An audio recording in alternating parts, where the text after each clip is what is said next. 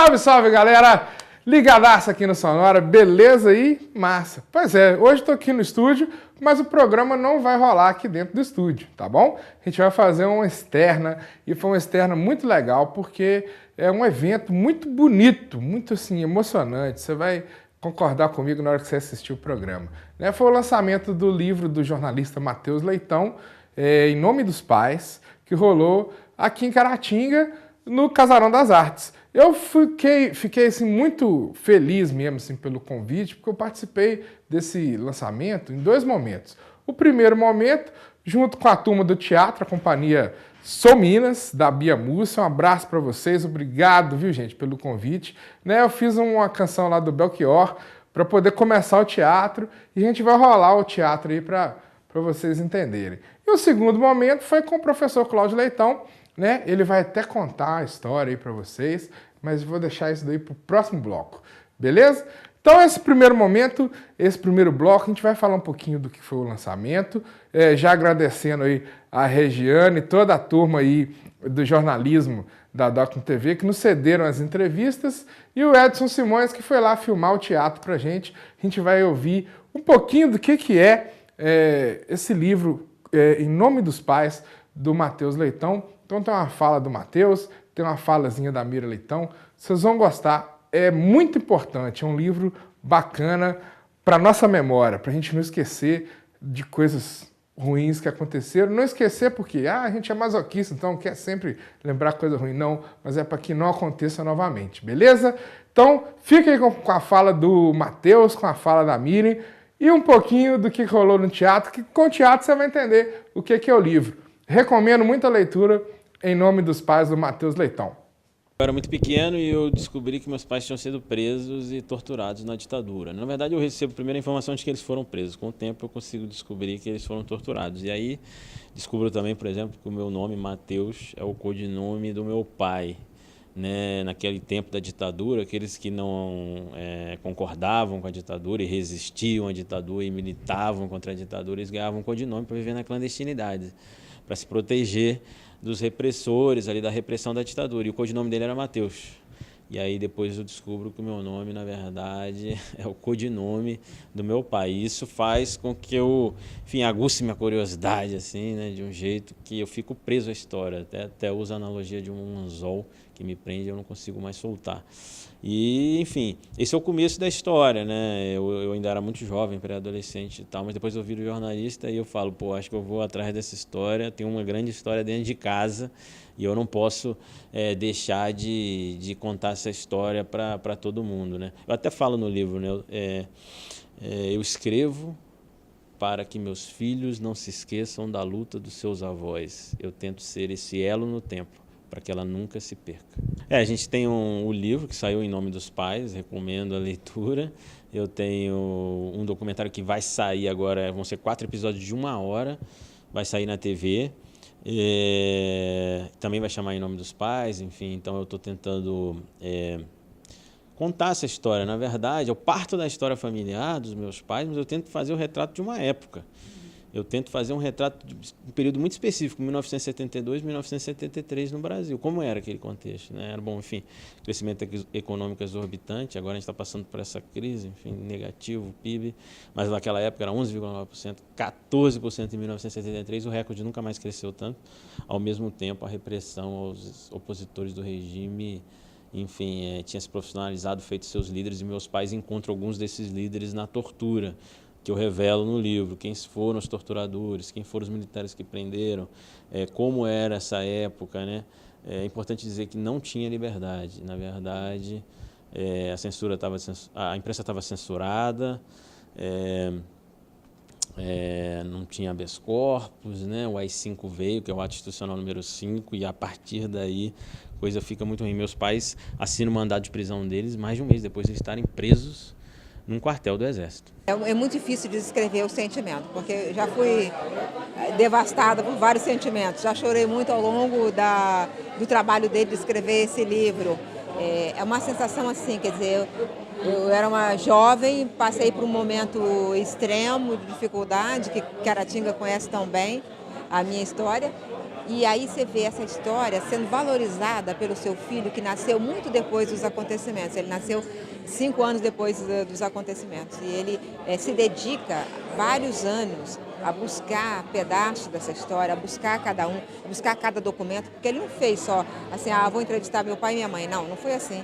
Ele foi usar o jornalismo, as armas do jornalismo investigativo para reconstruir toda a história. Então, é uma sensação de gratificação tão completa, assim, a sensação que me dá é que valeu a pena, tudo valeu a pena, tudo que eu vivi, tudo que eu escolhi fazer, mesmo na minha mais tenra juventude, valeu a pena. É um livro reportagem, na verdade, né? Um trabalho jornalístico, eu tento mostrar os fatos todos que aconteceram, né? Minha mãe estava grávida, tinha 19 anos quando foi presa. Ela estava grávida do Vladimir, meu irmão mais velho. E ela foi presa e torturada nessa situação, colocada numa sala escura com uma cobra, né? A Miriam Leitão, e meu pai, Marcelo Neto, foi espancado durante vários dias. Na verdade, ele até perdeu a conta, uma coisa ali, provavelmente foram 5 dias. Então, quem eram esses jovens? Que inimigo era esse perigoso? 19 anos, uma menina presa, né? E precisava ser torturada, já estava dominada, né? E ela foi torturada num quartel do Exército que foi construído para proteger brasileiros e não para torturar e matar em alguns casos. É importante também lembrar que essa é uma história. Meus pais foram profundamente marcados, né? É inegável que eles foram profundamente marcados, mas eles sobreviveram. Muitos brasileiros morreram, né? E seus corpos foram escondidos para sempre. Os familiares nunca mais receberam esses corpos, né? Então, assim, quem eram esses jovens? O que eles faziam que precisavam? No caso lá de Vitória, no Espírito Santo, onde eles foram presos, eles panfletavam, na verdade, faziam pichações, greves estudantis, resistiam ao regime, mostrando que eles não aceitavam aquela situação, né, de falta de liberdade, enfim, censura à imprensa. Eles queriam que as coisas fossem ditas, né? Tem um exemplo muito bom, que uma vez eu fui fazer uma matéria e aí eu descobri que a ditadura ela não gostava nem de dar nenhuma notícia ruim. Tinha uma epidemia de meningite no Brasil e eles não avisaram. No interior do Brasil, uma criança que eu tive acesso depois dela adulta, né? Eu fui fazer uma reportagem sobre ele ficou com uma deficiência, porque ele tem uma febre muito alta. Ele tinha 5 anos na época da ditadura e acabou ficando com uma deficiência. Então, essa é uma falta de informação que tinha naquela época. A ditadura não dava informações nem sobre uma epidemia de doença, coisa tão importante para a sociedade. Olha, eu sei que está todo mundo muito aflito com a crise econômica, com a crise política. E está todo mundo achando assim, será que valeu a pena mesmo? Ela está dizendo que valeu a pena. Pois eu digo para vocês que valeu. O que está acontecendo agora? A democracia está funcionando. Nós estamos sabendo de coisas aterradoras, mas são coisas que a imprensa é livre, a justiça é autônoma, é um poder independente, o Ministério Público investiga com autonomia e nós estamos sabendo de coisas que deveríamos saber desde sempre. Então, é a democracia funcionando, mesmo que que nesse momento a gente esteja passando por esse momento de dificuldade. É para confiar na democracia. Só a democracia corrige os problemas criados pelo sistema político que nós estamos vivendo. Então, viva a democracia! O que eu dizia aos 18 anos, eu digo agora de novo. Viva a democracia! Digo que estou encantado com uma nova versão. Eu vou ficar nessa cidade, não vou voltar pro sertão. Já faz tempo eu vi você na rua, cabelo ao vento, gente jovem reunida. Na parede da memória, essa lembrança é o quadro que dói mais. Minha dor é perceber que apesar de termos feito tudo que fizemos, ainda somos os mesmos e vivemos. Ainda somos os mesmos e vivemos como os nossos pais.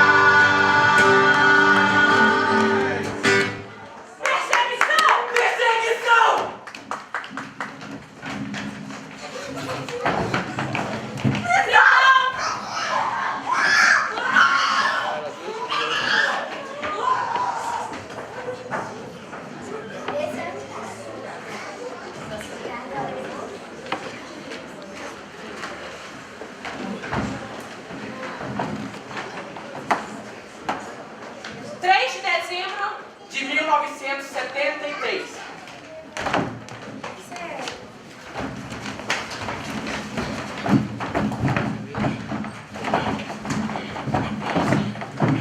Oh, não!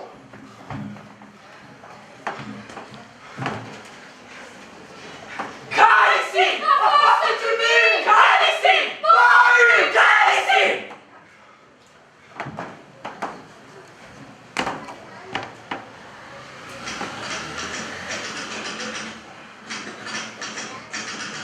Marcelo Amorim Neto. Filiação: Volcano Neto e Maria da Natividade Neto. Codinome: Mateus. Filha de Azevedo Leitão. Filiação: Uriel de Almeida Leitão e Mariana Azevedo de Almeida Leitão.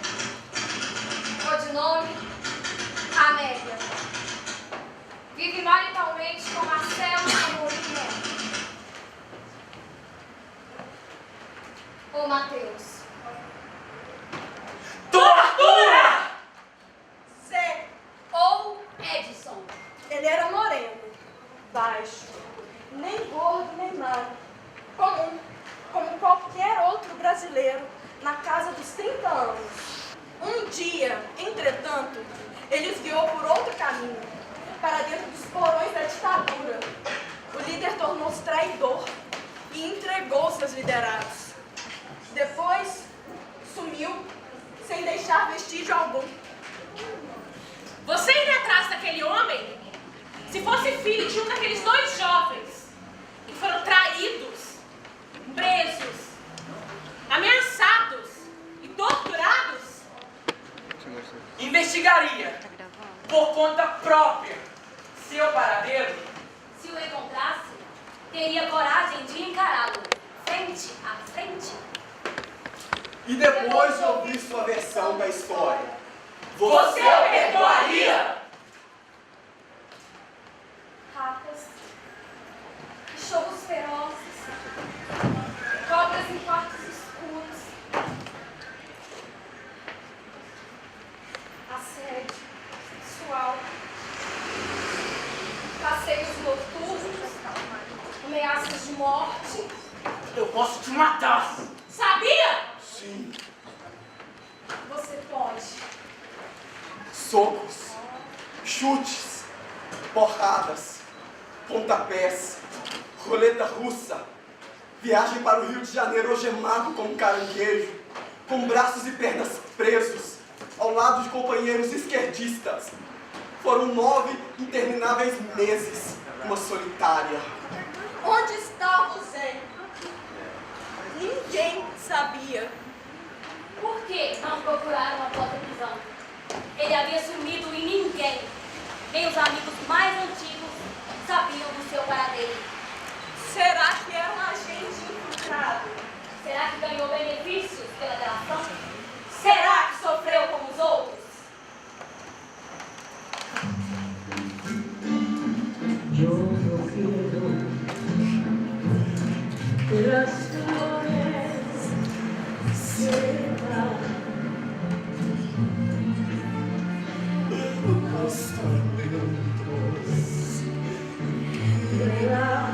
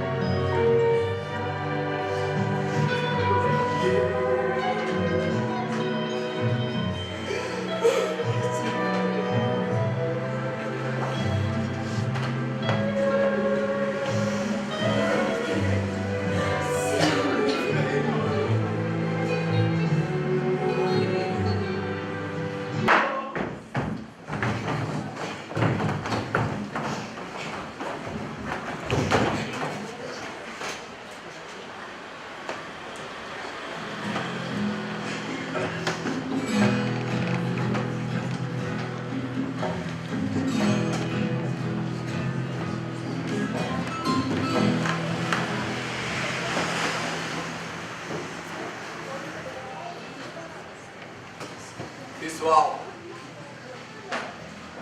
não adianta. Vocês vão ver quando a gente se vê. Não adianta a distância, tempo. Tudo isso não apaga o amor da gente. Já falei. Não adianta não. Um dia eles, os militares, vão se cansar de tudo isso e dar um chute na bunda da gente. É uma unidade da peste. Mas não tem nada não.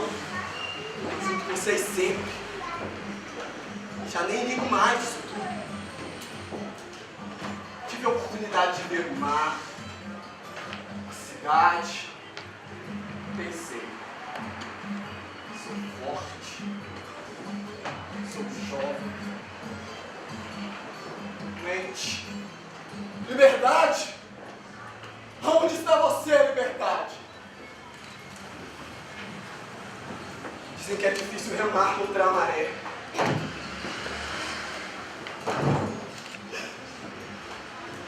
Pois é. Pois é.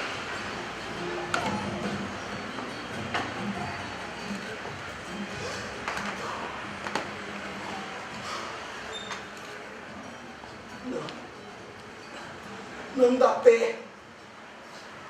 Não tem pé nem cabeça. Não tem ninguém que mereça. Não tem coração que esqueça. Não tem jeito mesmo. Não tem dó no peito. Não tem nem talvez ter feito o que você me fez. Desapareça. Cresça. Desapareça.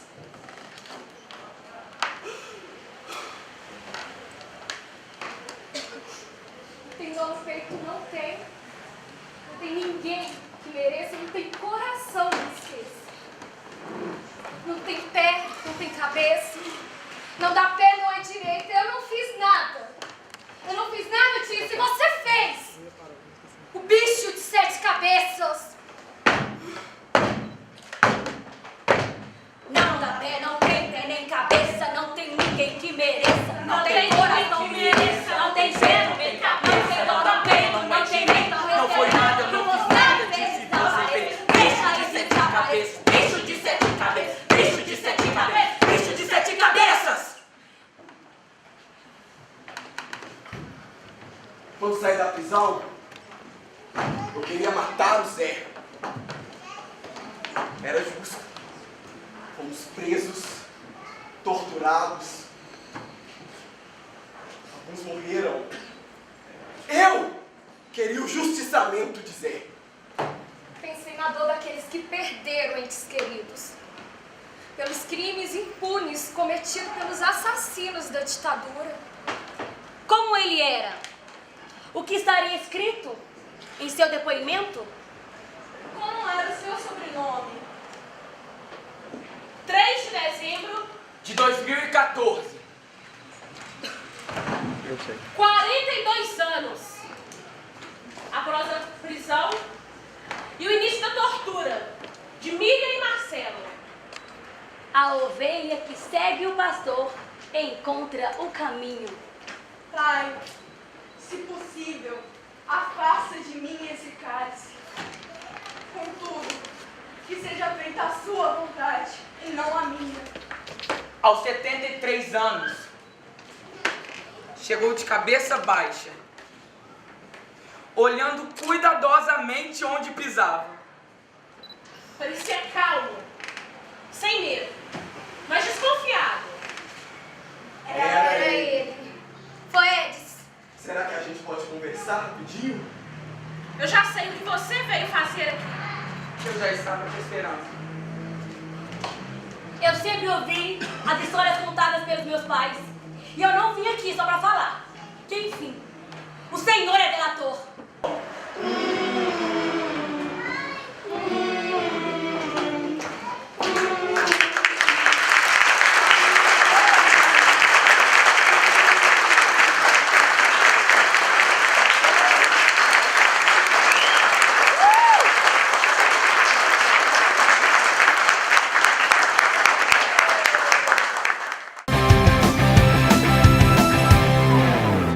Tá bacana o programa, não tá? Ficou bonito demais essa peça. E agora, no segundo momento, você vai ver um pouquinho da fala do professor Cláudio Leitão em uma canção que a gente fez do Chico Buarque para fazer essa homenagem bonita aí para Miriam, né? Nesse lançamento do livro do Mateus. E semana que vem, galera, a gente está aí de volta com um novo programa. Abraço! A Bia tem que parar com isso, né? Porque toda vez que a gente tem um encontro e tem o trabalho dela de teatro, a gente fica assim, né? Um poço de emoção. Então tá difícil. Eu queria dizer o seguinte, nessa conversa com o Mateus para mim, Teteu, meu sobrinho querido que veio nascer. Aliás, assim, tem uma questão aí, né, Mateus? Porque quem nasceu aqui em Caratinga mesmo foi o Vlá, não é? Então, o Vladimir nasceu aqui em Caratinga. E você nasceu fora, mas para não ficar longe daqui, você resolveu também botar o sobrenome profissional de Leitão, para ninguém saber que você é da turma dos Leitão aqui. Mas eu queria dizer, só contar uma história que, na verdade, é a casa aqui ao lado, né? Quando começa essa história que o Mateus insistiu sempre de ir atrás. Sabendo ele que eu e a Mirinha, né, formava ali uma dupla no meio daqueles tantos 12 irmãos, que trocávamos ali ideias e na verdade caminhamos juntos a nossa primeira juventude, na infância. A gente ficava vendo aquilo tudo que se passou, não é? Porque a infância dela e a minha foram muito juntas, né? E foi nessa casa ao lado que, no dia em dezembro, exatamente quando no mesma semana que ela foi presa, a mesma semana que era a apresentação do grupo de teatro dos estudantes do FMG, do que eu fazia parte. Então foi aqui que essa história começou, quando chega aí o desaparecimento da Miriam. Na verdade, ela não foi presa, foi sequestrada, depois que se descobriu onde ela estava. Então, foi ali, foi nesse período que nós perdemos, nós estamos novos, perdemos a ingenuidade da infância que nós tínhamos tido. Ali foi um golpe muito duro para todos nós, que queríamos, na verdade, sonhávamos com um Brasil melhor, um Brasil livre desse pesadelo que foi a ditadura. E essa história que nos marcou a todos, sempre tinha nas rodas de casa, de violão, sempre tinha as músicas que representavam toda essa história, toda essa vivência. E o Mateus pequenininho lá, vendo aquilo tudo. E um dia eu falei com ele que eu vou cantar uma música aqui que me fez chorar muito. Porque eu tinha ido com a Mirinha lá para Vitória, quando ela saiu da cadeia, e depois quando teve o Vladimir, e eu estava tendo o Pedro, e nós fomos para lá e vivemos juntos, o Marcelo preso, toda essa situação, né, da gente trabalhando junto para poder manter aquele momento. E voltei depois para Belo Horizonte. Quando voltei para Belo Horizonte, o Chico Buarque lança uma música chamada Maninha. E eu ouvi essa música pela primeira vez. Eu ouvi essa música pela primeira vez no carro. Estava dirigindo um carro do meu irmão que expunha artesanato na feira hippie lá em Belo Horizonte, na Praça Liberdade. E na Rádio Cultura, eu dirigindo, levando as coisas dele, sozinho no carro. A minha sorte é que Belo Horizonte não tinha tanto carro, você podia estacionar em qualquer lugar, a qualquer hora, porque a música realmente me reverteu então a esse momento da nossa infância, que é uma música que fala de uma infância imaginária e que depois ela é rompida por uma coisa que desfaz essa fantasia de infância, não é? E a música, é claro que bateu direto. Maninha, minha irmã mais nova, né, que Mirinha estava ali. E aí eu tive que parar o carro e chorei muito a música, a primeira vez que eu ouvi essa música. E me emocionou muito. Eu sempre contava essa história na hora de tocar. Eu vou tocar Maninha. Quando eu deixava tocar Maninha, o Matheus falou assim: Tio, e aí, ele vai tocar Maninha? Não vai tocar Maninha? Eu vou tentar tocar Maninha aqui agora, Matheus, já para abrir nossa conversa, não é? Eu não sei, vou ver, né? Vou pedir o socorro aqui do meu parceiro, amigo aí de música, Natan, e eu vou tentar então cumprir esse pedido seu sempre.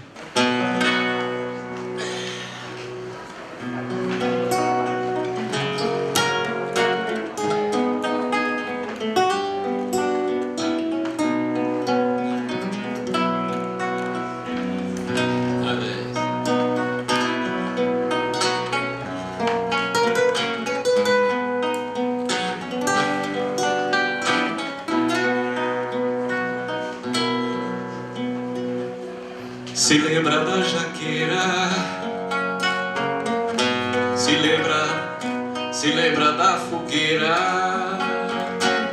se lembra dos balões, se lembra dos luares dos sertões, a roupa no varal, feriado nacional e as estrelas salpicadas nas canções. Se lembra quando toda modinha falava de amor, pois nunca mais cantei, oh maninha, depois que ele chegou.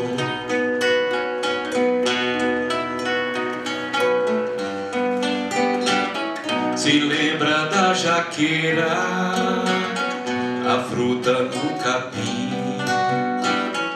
o sonho que você contou pra mim,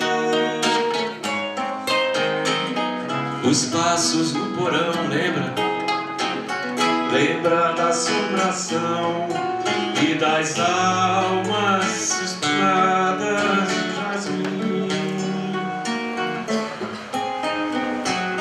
Se lembra do jardim, ô maninha, coberto de flor, pois hoje só na erva daninha no chão que ele pisou.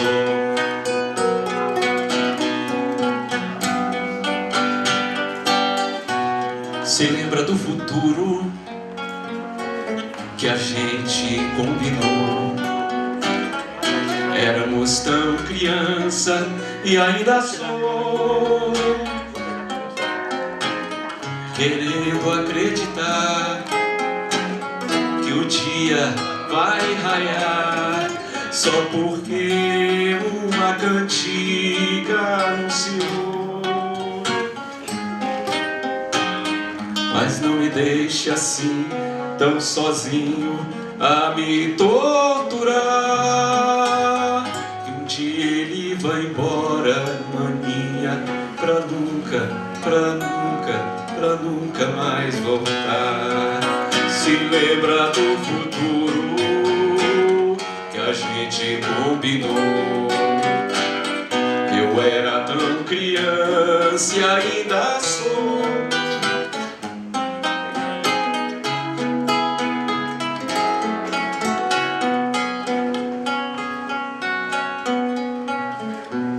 Se lembra do futuro que a gente combinou,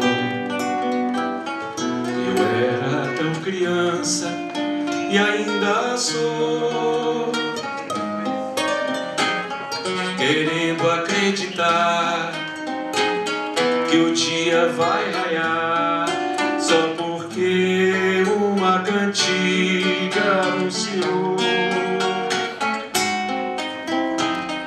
Mas não me deixe assim tão sozinho a me torturar.